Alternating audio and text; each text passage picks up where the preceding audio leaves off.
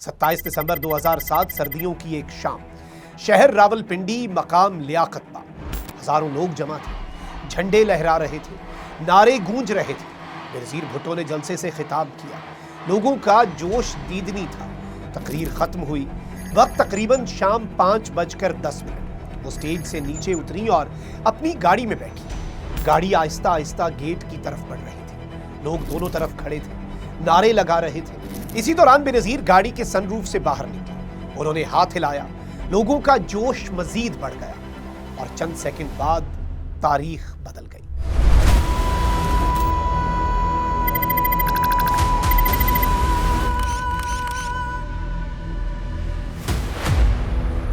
तारीख में कुछ नाम ऐसे होते हैं जो सिर्फ अफराद नहीं होते, वो एक अहद की अलामत बन जाते हैं।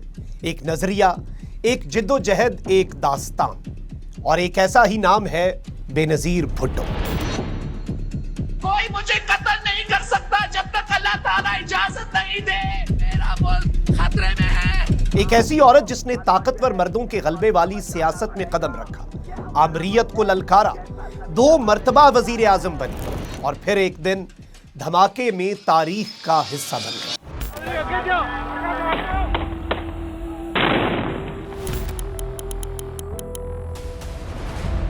लेकिन ये कहानी सिर्फ एक सियासी रहनुमा की नहीं, ये कहानी है एक बेटी की, एक कैदी की, एक जला वतन की और जमहूरियत के एक ऐसे ख्वाब की जो शायद अभी मुकम्मल नहीं हुआ। 21 जून 1953, गर्मियों का एक दिन।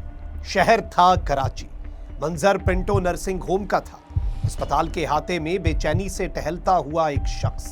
उसके कदम बार बार ठहरते, फिर दोबारा चल पड़ते। चंद लम्हों बाद कदमों की आवाज सुनाई देती है। एक नर्स उसकी तरफ आ रही थी। उसके हाथों में एक नन्ही सी बच्ची थी जो मुसलसल रो रही थी। नर्स ने वो गुलाबी सी बच्ची उस शख्स के हाथों में थमा दी। जैसे ही उसने अपनी बेटी को देखा, उसके चेहरे पर मुस्कुराहट फैल गई और हैरत अंगेज तौर पर वो बच्ची भी अचानक खामोश हो गई। ये बच्ची थी बेनज़ीर भुट्टो।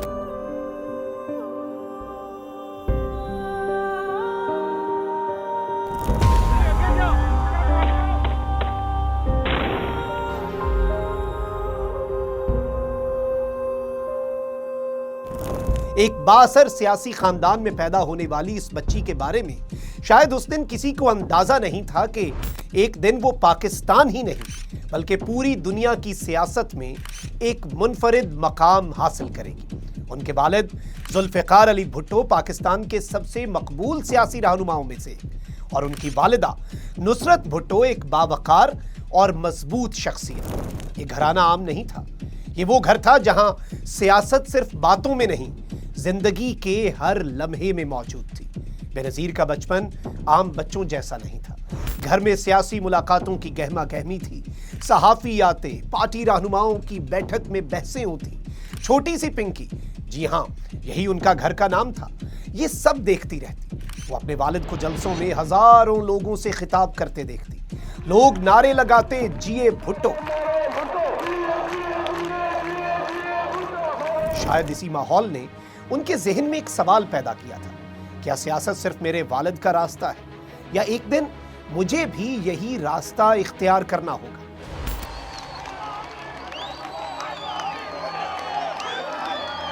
बेनज़ीर ना सिर्फ एक सियासी घराने से ताल्लुक़ रखती थी बल्कि वो गैर मामूली तौर पर ज़हीन भी थी। इब्तदाई तालीम कराची में हासिल करने के बाद उन्हें बैरून मुल्क भेजा गया।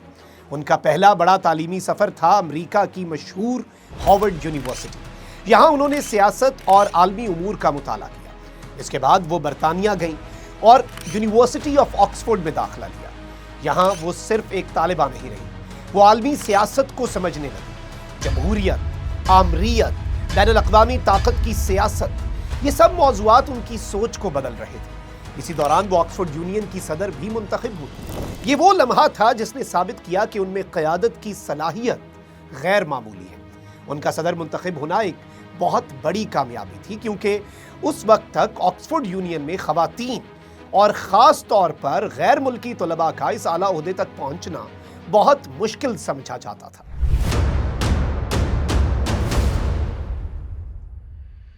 1977 वो साल था जिसने सब कुछ बदल दिया। पाकिस्तान की तारीख का एक फैसला कुन साल।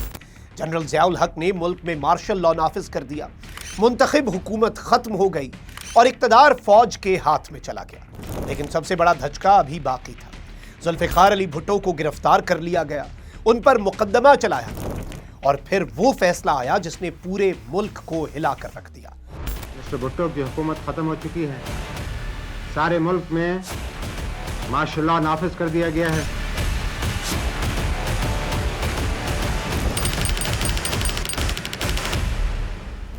ये वाकया पाकिस्तान की तारीख में एग्जीक्यूशन ऑफ जुल्फ़िकार अली भुट्टो के नाम से जाना जाता है। उस वक्त बेनज़ीर भुट्टो बैरूने मुल्क थी, लेकिन इस सानहे ने उनकी जिंदगी हमेशा के लिए बदल दी।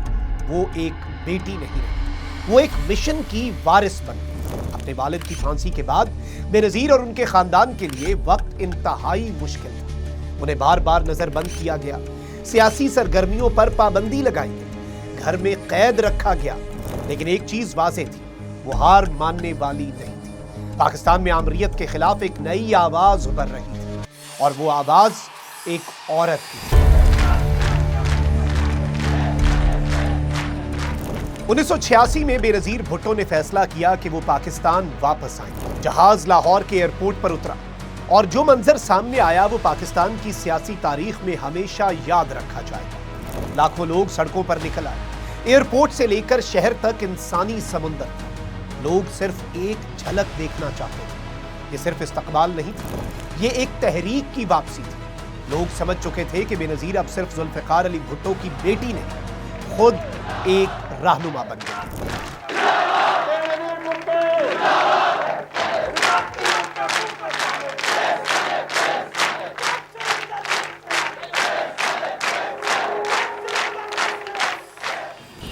1988 में एक और बड़ा वाकया पेश आया। एक फजाई हादसे में जनरल ज़ियाउल हक जाँ बहक हो गए।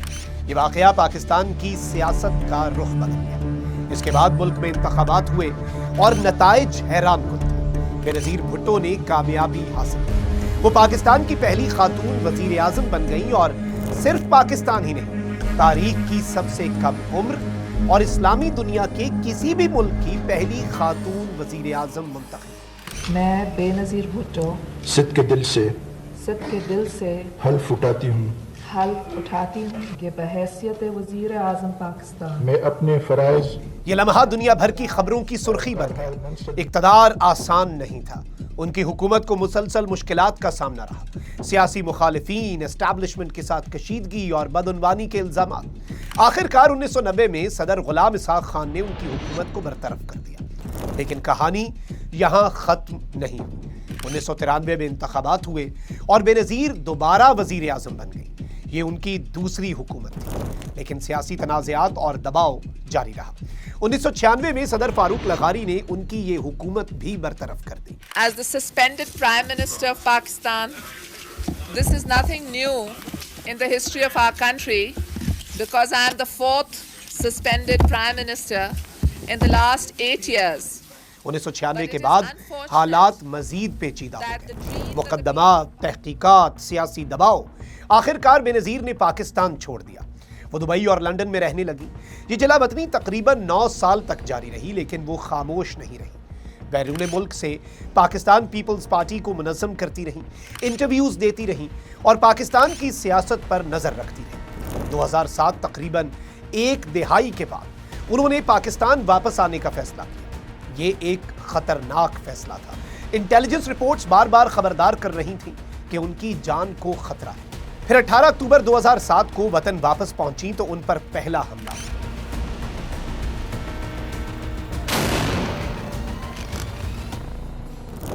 दिसंबर 2007 सर्दियों की एक शाम, शहर रावलपिंडी, मकाम लियाकत बाग।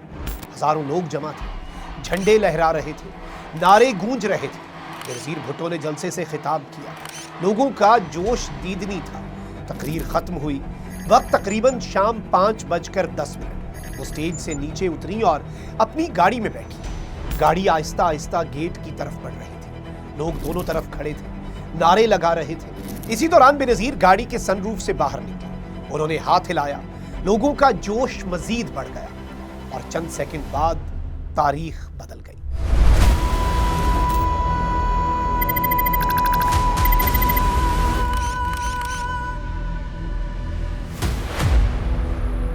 गोलियां चलने की आवाज सुनाई थी। एनी शाहिदीन के मुताबिक हुजूम में मौजूद एक शख्स ने अचानक फायरिंग शुरू कर दी। 3 गोलियां चली, अफरा तफरी फैल गई, लोग घबरा गए और फिर एक जोरदार धमाका, जमीन लरज गई। ये एक खुदकुश हमला था। बेनजीर शदीद जख्मी हो चुकी थी। गाड़ी तेजी से अस्पताल की तरफ बढ़ रही थी। मकाम था रावलपिंडी जनरल हॉस्पिटल। डॉक्टर्स उन्हें इमरजेंसी रूम में ले गए। अस्पताल के बाहर मीडिया, कारकुन और पुलिस जमा हो गए। हर कोई एक ही सवाल पूछ रहा था कि क्या बेनजीर भुट्टो जिंदा हैं? चंद लम्हों बाद वो खबर आ गई जिसने पूरे मुल्क को हिला दिया। बेनजीर भुट्टो अब इस दुनिया में नहीं रही। ये वो वाकया है जो तारीख में असैसिनेशन ऑफ बेनजीर भुट्टो के नाम से याद किया जाता है। खबर फैलते ही पाकिस्तान में शदीद रद्द अमल सामने आया। सिंध में खास तौर पर एहतजाज शुरू हुए, रेलवे स्टेशंस जलाए गए, गाड़ियां नजरे आतिश की गई। मुल्क एक बार फिर बहरान में दाखिल हो गया।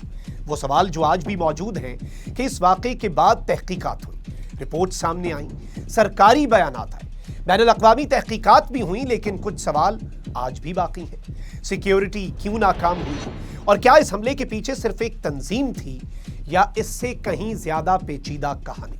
27 दिसंबर 2007 सिर्फ एक तारीख नहीं, ये पाकिस्तान की सियासत का एक मोड़ है।